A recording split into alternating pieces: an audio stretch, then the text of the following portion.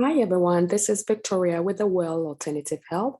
Here we talk everything and anything about God's laws on health, natural remedies, and lifestyle. Today, I just want to quickly come here and share with you recipes for making natural cleanses that you can be using at home. So the first recipe I want to share with you, it's for all-purpose cleaning, And what you will need is 2 cups of white vinegar, 2 cups of water, 1 teaspoon of liquid dish soap, 30 drops of lemon essential oil, 20 drops peppermint essential oil. Let me repeat that. What you will need is 2 cups of white vinegar, 2 cups of water, 1 teaspoon of liquid dish soap. You can use the 7th generation dish soap, 30 drops lemon essential oil, 20 drops of peppermint essential oil. So what you're going to do is just combine all this together, put it in a spray bottle, and you can spray and wipe on counters, cabinets, sinks, toilet, and anywhere.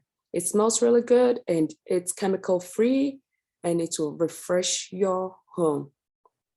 The second recipe I want to share, it's for the toilet bowl cleaner, And what you will need for this recipe is half a cup of baking soda, 1/3 of a liquid dish washing soap, and I normally use the 7th generation liquid soap, 1/4 cup of hydrogen peroxide, 30 drops of eucalyptus or tea tree essential oil, 3/4 cup of water, and that is all you need. Let me repeat it again.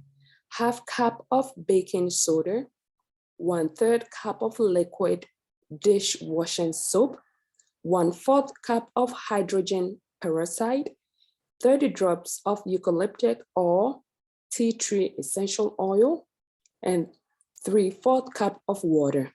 So you can just mix all this together in a squish type bottle, then squirt a bit in the toilet bowl, brush it very well, and leave it to sit for about 20 minutes before you flush the toilet.